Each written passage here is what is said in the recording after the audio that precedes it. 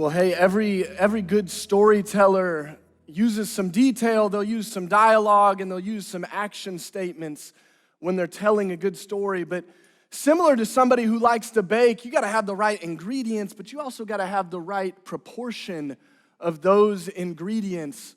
A good storyteller has to have the right proportion of detail, dialogue, and action. Too much, things get a little overwhelming. Too little, and it's boring. In fact, my daughter is figuring this out. Our oldest is finishing up kindergarten, and it's been fun to watch her this year as she's starting to recognize there are certain things that she should include in stories that will actually help her story. It'll further her point. It brings it to life. She's also noticing that there are certain details that don't really matter, that she doesn't need to share because they distract from her story. And honestly, I think that's the process of growing up. That's the process of maturing. It's what we coach our high school students in, high school boys a lot, when in our student ministry, just saying, hey, that's too much information. We don't need to know that. I'll walk into a Bible study, and oftentimes I go, hey, boys, we don't need to talk that way. I know it smells in here. It's called body odor. I don't need you to describe it to me. I don't want to be able to visualize it. I can sense it with my nose right now. It's just too much information. That's what happens with all of these. You give too much detail, it's overwhelming. You give too little, it's unentertaining. You give too much dialogue, and we don't know what's happening. You give too little, you don't know the characters, the action. It's overstimulating. Too little, it's boring. You've probably noticed that as we've gone through the Gospel of John that he's an artist. John knows how much detail to use. He knows how much dialogue to use, and he always has the right amount of action. And the same is going to be true today. What we'll see as we study John chapter 5, the healing of the man at Bethesda, is that John is going to intricately weave the details, the conversations, the action statements together to come to a point. John's got a purpose for telling this story to his readers. He actually wants us to know something, and you might notice that the main character of this story isn't the man who was healed. The main character in the healing of the man at the pool of Bethesda is Jesus, because John is trying to tell his readers something about Jesus. And there's a formula to figure out what that statement is. You see, in this story, I think if you take the details and you add them with the dialogue and the action statements, you get a really clear depiction of who John is describing Jesus to be. Today, here's our goal. We're going to figure out what this picture of Jesus is that John is giving us. And the way that we're going to figure it out, for all of you algebra fans, we're just going to plug and chug. We're going to go through this formula, and when we put it together, we're going to understand what it is that John wants us to know about Jesus. So let's start. John chapter 5, verses 1 through 5, it says, after this, there was a feast of the Jews, and Jesus went up to Jerusalem. Now there is in Jerusalem by the sheep gate a pool, which in Aramaic is called Bethesda. It has 5 colonnades. In these lay a multitude of invalids, the blind, the lame, and the paralyzed. And one man was there, and he had been invalid, he'd been paralyzed for 38 years. You see, right off the bat, John begins to set the setting. He gives us the setting that we're in, and he does so with some details. He says, after this, there was a feast of the Jews, and that Jesus went to Jerusalem. We don't know necessarily what feast it was. John doesn't see it as important enough to describe what feast, but where Jesus went for the feast, to Jerusalem. And if Jesus is going to Jerusalem for this feast, it probably would have been Pentecost or Passover or the Feast of Tabernacles, one of those. But the important point is, where is Jesus? He's in Jerusalem. And then after telling us that Jesus is in Jerusalem, broadly, John gets a little more specific. And he says, in Jerusalem, there's a pool. And that pool, it's by the sheep gate. It's also got an Aramaic name, that's Bethesda, and it's got 5 roofed colonnades. He describes it in detail. We can see from the roofs that it's large. This is a big space, which would have made sense for the group of people that John later tells us were around the pool. But he doesn't just want us to see how large it is. He also wants us to know the Aramaic name for this pool, which is Bethesda. And he's got a purpose, because Bethesda means house of mercy or kindness. And not only is the Aramaic name, does it ring of mercy, but he also lets us know that this is by the sheep gate, a gate rightfully named. It would have been the gate that sacrificial animals would have passed through before they were cleansed, prior to entering into the temple to be sacrificed. And it's there that we find a pool. And although not said explicitly here, the belief is that this pool had healing powers, that an angel of the Lord would descend down onto these waters, stir up the water, and the first person who could make their way into the pool when the water was being stirred would find healing. We'll actually see the man reference that fact or that idea as he's talking with Jesus. So this is where we find our Lord, Jesus. And let me just say it this way: the real sacrificial lamb shows up to a place with themes of sacrifice. Jesus, the real healer, shows up to a pool with the idea of healing. Jesus, the King of mercy, shows up to the house of mercy. And he doesn't just show up to be there, he sees people. Because in this location are the blind, the lame, and the paralyzed. But just as we went from Jerusalem to a specific spot, John tells us that we go from a multitude of people to one man who for nearly 4 decades had been paralyzed.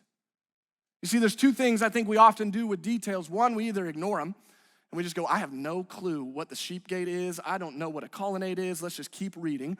Or 2, we study about them, and we learn some facts about these details, but we don't do anything with it. We don't synthesize them. Let's put them together. What do the details actually tell us? Well, in short, the details tell us where Jesus is. They answer the question of where. Where is Jesus? And really succinctly, Jesus is with people. He went to Jerusalem during the feast to be with people, but not just the general population. Jesus seeks out those who are hurting. And it's there, around the pool, that Jesus finds one man. And as he comes up to this man, Jesus sees that he's been lying there for a while. He knew that. Jesus says to him, "Do you want to be healed?" And the man replies back to Jesus saying, "Sir, I have no one to put me into the pool. And while I'm trying to get down into it, another goes before me. They step in front of me." And so Jesus says to him, "Well, get up, take up your mat, take up your bed, and walk." You see, in this section, we can actually hear the man making reference to the believed idea that the waters had healing powers. It's also this section that we begin to see the dialogue. Jesus goes to the place where the people are hurting. He shows up and he sees the man who has been paralyzed 38 years, knows that this man has been there a while, and he begins a good conversation by saying, "Do you want to be healed?" And if you're like me when you read that, now hear me out, I'm not Jesus, so he gets to say what he wants to say to people, but I don't know if I would have started the conversation this way. It's a little bit of an outrageous statement. Jesus walks up to a man who's been paralyzed for 38 years, and he says, "Do you want to be healed?" And the answer, I'm assuming, is undeniably yes. But why would Jesus say it this way? Why does John think it's important enough for us to see that the conversation began with Jesus asking this question this way? I think we get the answer as we see the way that the man replies to Jesus. Because after Jesus says, "Do you want to be healed?" the man says, "Sir, I don't have anyone to put me into the pool when the water is stirred up. And while I'm going, another steps down before me." As you read it, you can almost hear the defensiveness in the man's voice, rightfully so. He's looking around going, "Yeah, of course I want to be healed, but it doesn't work." The man says to Jesus, "Sir," he doesn't recognize him. He doesn't call him Lord. He doesn't call him teacher. He doesn't call him rabbi. He says, "Sir, I have no one." And those words, "I have no one," I think they actually give us a little bit of insight into this man's story. Because he's looking at Jesus, and what he's saying is, "I'm all alone. I don't have anybody. This man has been abandoned. He doesn't have a family member who's willing to sit around the pool and wait to carry him into the water that he might find healing. He doesn't have a community that's surrounded him, that can help him. He doesn't have a society that's even willing to look at him, talk with him, engage with him, see value in him." This man is abandoned, and he says it to Jesus. And he doesn't just admit, "I'm abandoned, I'm isolated, I'm alone." He also says, "I'm incapable." It says, when I try and walk into the water, someone beats me. This man is trying to do exactly that which is impossible for him. A paralyzed man walking into a pool. And this is why Jesus asks the question the way that he does. Because he's drawing something out. He's asking a deeper question. When Jesus says, do you want to be healed? It's almost as if he's saying, where do you put your hope? And I can't prove this at all, but I do wonder if, as Jesus is talking with the man, if he intentionally separated himself from the pool, if the pool would have been over there, the man in the middle, and Jesus on this side, and Jesus looks at him and says, do you want to be healed? Where do you place your hope? And what it does is it juxtaposes the two options for the man. And he has to look and go, well, I put my hope over here, but it's not really working. And to that, Jesus says, well, get up, take up your bed, walk. Again, another outrageous statement from Jesus. He started off the conversation different than I would have, and he ends it a little differently than I would have. Because right after he says, get up, take your bed and walk, look what happens. The man was healed. At once, the man was healed. 38 years changed at once. Jesus looks at him and says, get up, take up your bed and walk. And the man gets up, takes up his bed and walks. This is the section of action. And this is actually what we believe. As followers of Jesus, this isn't strange to us. This isn't abnormal to us. We actually believe that Jesus can, does, and did heal people. That he can do so with his words. We believe that that's possible because here at Fellowship and around the world as followers of Christ, we believe that Jesus is God. That he's actually the God who took on flesh. He came and lived the life that we couldn't. He died the death that we deserve, and he rose to new life that we might too. That's what we believe, and here we see Jesus heal a man simply by saying to the man, you're healed. It's almost like the recreator is demonstrating the fact that he can recreate. Why does Jesus do it this way? Why doesn't Jesus spit in the dirt, make some mud, put it on the guy like he did for the man who was blind?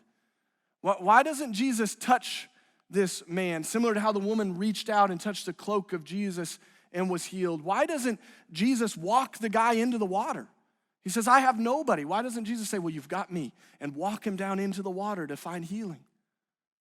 I think it's because Jesus wants to demonstrate something. Jesus wants to demonstrate that he doesn't just take this man to a healing. He's not a facilitator. Jesus wants to demonstrate that he has brought healing to this man by bringing himself to this man. Jesus is the healer. And true healing is found not in a change of circumstance alone, but in the presence of the healer. That's who Jesus is. And so now we can take these details, the dialogue, the actions, we can add them together. We can understand what John is saying. The details tell us where Jesus is. He's a God who pursues his people. He chases. He goes to Jerusalem, and not just to Jerusalem, but to the pool where people are hurting. The true sacrificial lamb. He shows up by the sheep gate with themes of sacrifice. The true Lord of mercy shows up to Bethesda, the house of mercy. And the real healer puts himself in front of the pool that supposedly could heal people. There, Jesus interacts with those who are in need, and specifically with one person. He finds a man, he looks at a man who's been abandoned and isolated and alone. Jesus engages in a dialogue with him, in conversation. He looks at him, knows him. And Jesus asks him, where do you put your hope? Over there or somewhat with me? And the man doesn't respond. The man says, well, clearly over here, but it's not working. And Jesus almost somewhat says, well, you should put it in me. And he validates that idea by healing the man's legs. You see, John wants the people to know, he wants his readers to know that Jesus is God, and as God, Jesus is present and he is powerful. He is both. Jesus pursued this man. Didn't just pursue him, he changed this man's life. He's not just a powerful God who's distant, he actually knows us and sees us.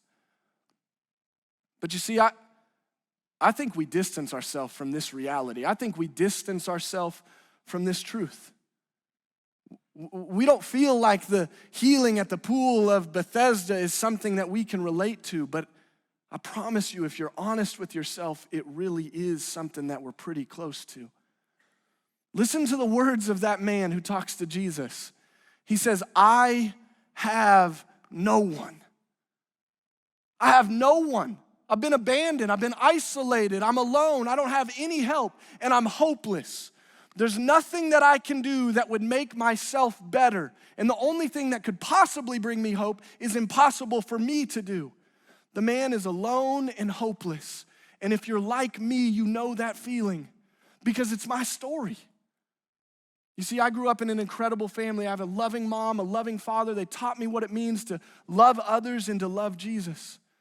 I got a bigger brother who is my hero. I look up to him more than anyone in the world. And yet, like most young men, I grew up insecure. I just didn't know who I was. I didn't know where I fit in. I didn't think I would be as cool as my brother, as brave as my brother, as smart as my brother.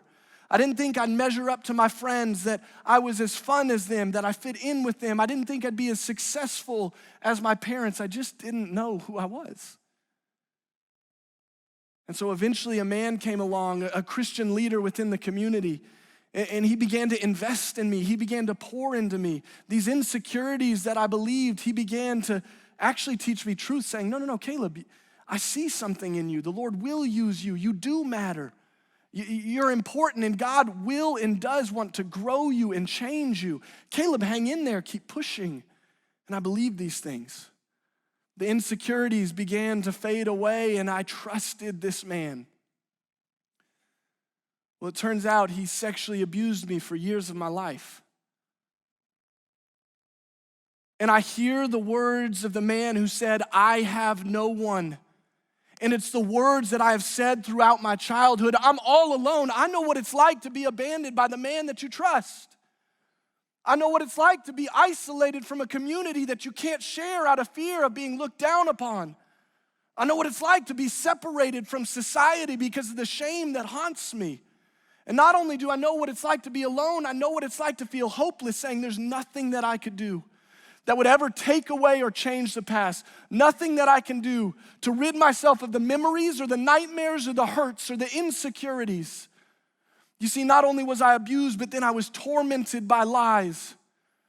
After everything that began to happen, I started to think that I was weak, that I was worthless, and that I was without a story. I believed that because I couldn't stop what happened to me, that I must be weak. And if I'm weak, I can't do anything in this life. I believed that because I couldn't stop what happened to me, I was worthless. And if I had any value before it had happened, obviously that wasn't true, or else the Lord wouldn't have let it happen. And I believed that I was without a story. There was no hope for me. Nothing was going to change what had happened. Nothing could erase what took place, and nothing good would ever come from an abused child. I was lost. I was abandoned, and I was hopeless. And so I did the only thing I knew to do. I began to run. And I ran off to college, and I thought I was running away alone, but it turns out the Lord was chasing me. And my freshman year at college, I could hear the Lord knocking on my heart saying, Caleb, you need to tell somebody. Caleb, you need to share with someone. Caleb, you need to talk about this. Don't do this alone. And finally, one night, I called my brother, Zach, and I said, Zach, we got to talk. And as I lay in my dorm room, just weeping, I began to share with him what took place to me. I began to open up, and what my brother did was sit with me, was pray with me, was cry with me, was be present with me. And as my brother was present with me, I realized that Jesus was present with me. And there was a moment as I was lying there crying on my dorm room floor, just explaining everything that had happened, I threw my hand up. And as I threw my hand up, I said, Zach, I'm not weak. And me saying I'm not weak wasn't me claiming my own strength. It was actually me admitting that Jesus is the one who is in charge of being strong. And in that moment, with my hand extended, I could see the Lord reach his out, grab me, say, Caleb, I love you. Now, would you walk with me? And as we walked, he began to take the lies that I believed and he replaced them with truth. He said, Caleb, you're not weak. Because it's not about that, Caleb. It's actually in weakness that my strength is perfected. Caleb, you're not worthless. I'm the one who gives value, not this world. This world can't give it. It can't take it. I've given it to you. No one will rob that from you. Caleb, you're not without a story because I'm writing you into mine. And it is a story of hope and redemption, mercy and justice. And it not only began to talk to me and share truth with me, but I felt the Lord look at me. And to a heart that was riddled with anger and hatred, fear and shame, it was almost as if the Lord said, give me that one, it's too broken. Here, take mine. And he gave me a new heart. A heart that wasn't just ruled by anger, but actually could find peace. You see, I was laying there in my dorm room, and what I realized is that as my brother prayed with me and talked with me, as I engaged with him, I experienced the presence of Jesus, and in the presence of Jesus, I found the power of Jesus. For the longest time, I thought there's no way that God's with me. As I look back at those shameful moments of my past, those hurtful moments in my past, I believed that God those were too dark for him, that he would turn his eye to me, that he wouldn't be present with me. What I've realized is that even in my hardest times, even in my most shameful moments, Jesus has been present with me, looking at me, seeing me, holding me, weeping with me. Because he doesn't just want to get rid of pain, he wants to heal us from pain by walking through it with us. And he wasn't just present with me, he was also powerful. Because he showed up and he took the lies that were killing me and changed them for truth that set me free. He took a heart that was broken and offered me a new one. Don't separate yourself from the healing of the man at the pool at Bethesda, because Jesus shows up to the people who are hurting. Because he's a present God and he is a powerful God. But the story doesn't end there. It doesn't end with Jesus simply healing this man. It keeps going. This time, I want you all to look for details, dialogue, and action statements. See, after Jesus healed him, the man got up, he walked, and it says that the day that this happened was the Sabbath. And so the Jews said to the man who had been healed, hey, it's not lawful for you to do this. You can't pick up your bed. And the man says, well, the guy who healed me, he told me, take up my bed and walk. And so as he's saying this to the Jews, they reply and say, well, where is this man who told you to take up your bed and walk? They don't even say, where's the man who healed you? They just go, where's the man who told you to take up your bed and walk? But this guy who was healed, he doesn't know. Because Jesus had withdrawn as there was a crowd beginning to form. And then in verse 14, something happens. I got to give you this detail. It says afterward. Remember back for a second. How did the story start? After this. After this and afterward. In the original, it's the same word. It's almost like John is bookending his story. He's cluing the readers in. You see these two afters. We started this way, we're ending this way. And the way that he bookends his story, the way that he brings it all together is with the line that Jesus says to this man.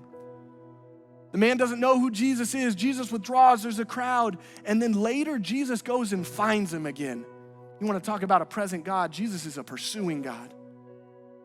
Jesus finds him and says this, see, you're well. Sin no more that nothing worse may happen to you. And I'll say it again, it's another outrageous line. Jesus started the conversation that way, he ends it, and then he opens up a new one. Because it is exactly what we think it is. Jesus is giving him a warning. Jesus comes up to the man after finding him again and says, see, I healed you, but you're still lame. You think you got your life back because you got your legs back. But life isn't found in walking. Life is found in walking with the Creator. He says, stop sinning and sin no more. You thought separation from society was harsh. Separation from your Creator because of sin is the worst. And it's a plea. You can hear the heart of Jesus' plea behind it because Jesus is the one who found him, healed him, finds him again. And then Jesus says, I want to heal you even more. I don't want to just heal your legs. I want to heal your soul. I don't want to give you a few good years here on earth. I want to give you an eternity of good years with me. I want to be present with you forever, and I'm the one who's powerful enough to do that for you. And to this, the man went away and told the Jews that it was Jesus who healed him. I don't know what that says about the man. We could speculate a little bit. I've got some ideas. A lot of times I go, well, was he saved? Did he repent? Did he turn away? Does this work? But that's not the point of the story. The point of the story is Jesus. And what this text in the story clearly says is that Jesus, as God, is present and he is powerful. Don't distance yourself from that. Because the same God that healed that man at the pool is the same God who wants to walk with you. What do you do with that? I actually think there's two good responses to a present and powerful God. I'll give you one right now and one in a second. The first is this. Just say thank you. And the way that we say thank you to a present and powerful God this morning, right now, is in worship. Would you sing with us?